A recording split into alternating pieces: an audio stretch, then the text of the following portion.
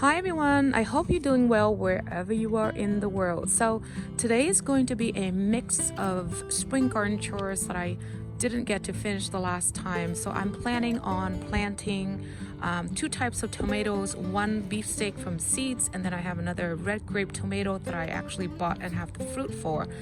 We finished most of it and I saved one, which I will be using to plant in some containers. I have some pak choys, peppers, carrots, as well as this morning it was raining, but I was taking a little break from work and I ran out in the rain and planted some green onion cuttings that I have been saving on a windowsill. It's putting out so much roots that I had to get out and plant that in the container, which I will insert the video in for you. And as well, I also have a small pack of 6 pansies that I will be planting in containers, which I will put in the back just to give it a little bit of color before the perennials and before I plant some more hanging baskets to put up on the fence in the back. But anyway, I also bought 2 of those bowls from Costco. They're just white begonias.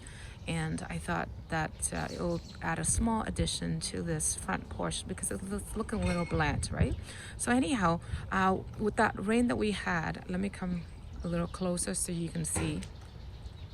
So basically our neighbor recently put up a lot of compost and seeds and a whole bunch of that on their lawn. And this morning we had that heavy rain, and the rain, look what it did.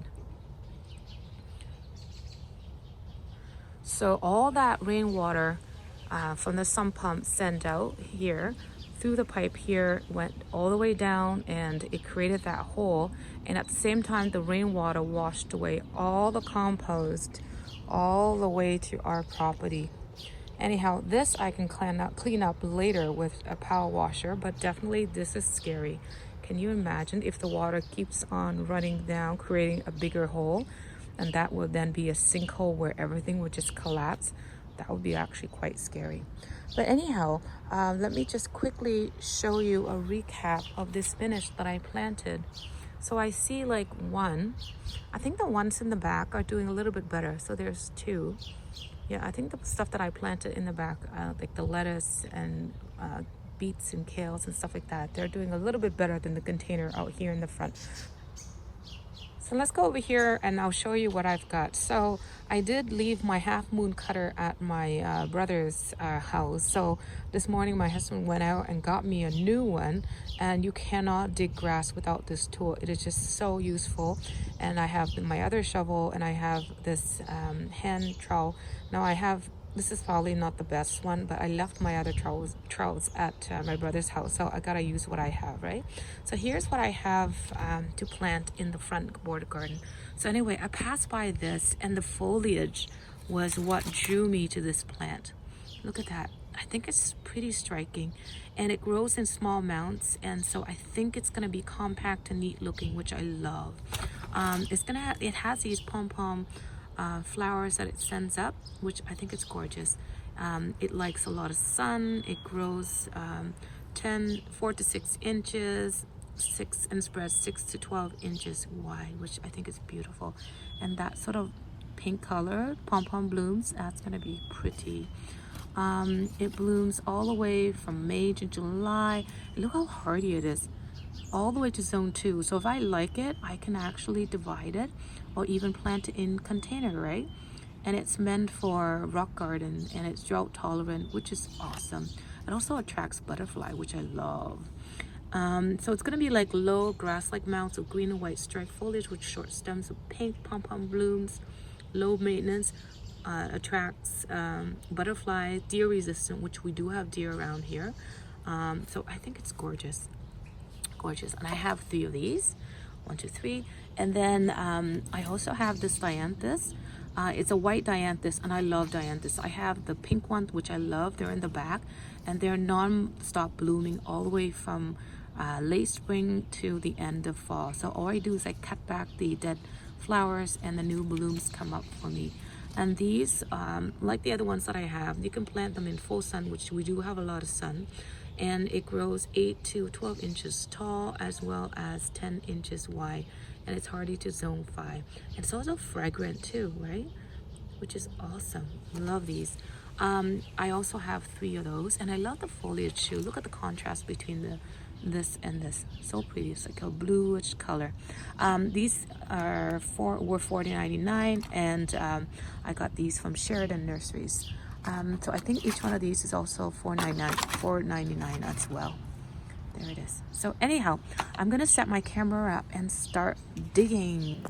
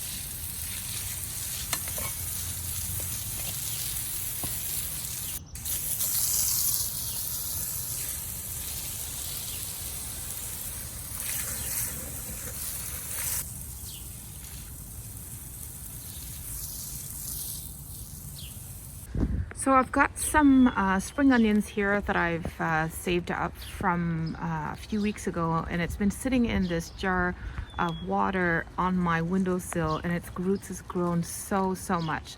So when I normally plant spring onions, I don't plant it from seed. What I normally do is I take cuttings from the onions that I buy in the store, and I use the green part, and I just save this sorry, I hope you can see that. I just use the green part, and then I save this, and I just plant it directly into the soil, and it should come up and grow. And I already did that with a batch several weeks ago, and since then they have put on so much growth just by sitting in the water. But I will also be planting these directly into this pot as well.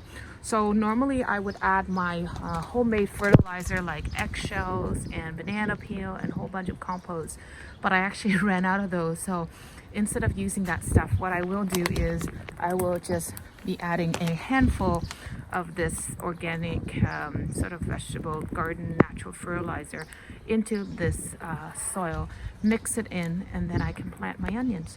So I'm gonna do that.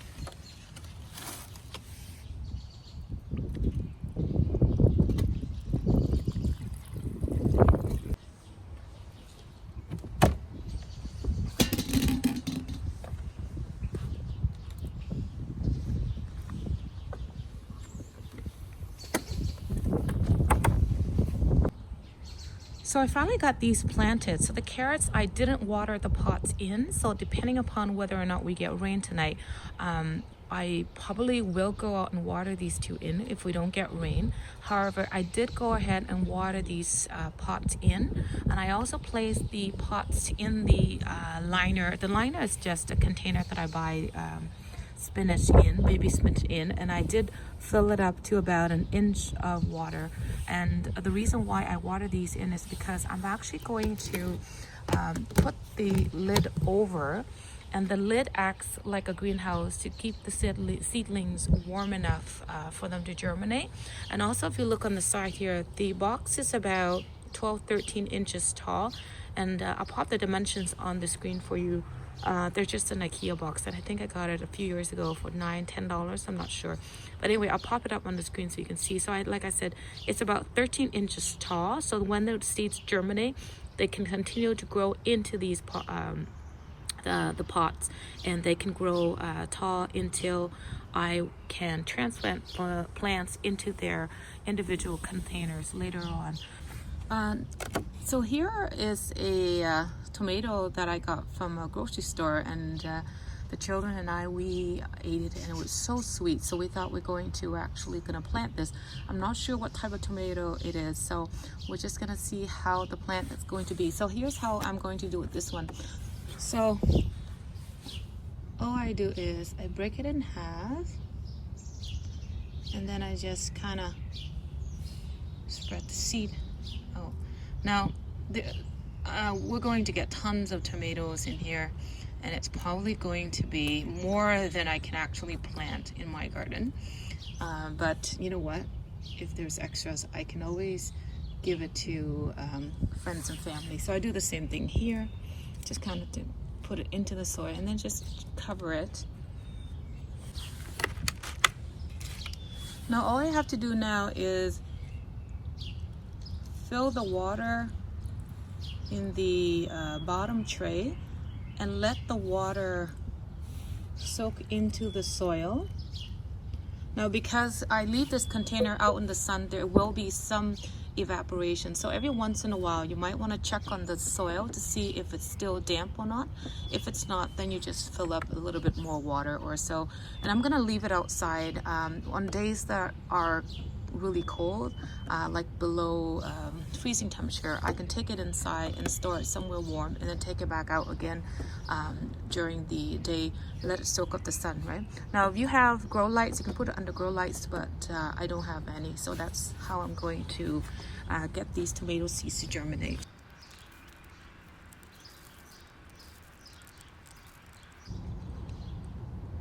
So here, I think these are the Boston lettuce. Now the label here, I noticed that all the plastic labels, all the permanent markers were erased. So next time I'll remind myself not to use these again, because the popsicle sticks seem to fare a little bit better for outdoor labels. But anyhow, I'll remind myself not to use these again next year. But anyway, the Boston lettuce came out quite nicely. The kale also came out nicely as well. I think the germination rate is pretty good on these. Anyway, I love these containers. They're so good. Now this one, on the other hand, this is that lettuce with the red sort of leafy lettuce. I'm not getting a lot of germination here. I see like one, maybe two, and I am not sure what happened here, but it could be that the seedlings aren't good, because the Boston lettuce and everything else seem to be okay. This is the beets, and I see like very small, so these seem to have much longer germination dates than the others, but I see lots of little guys coming up, so cannot wait.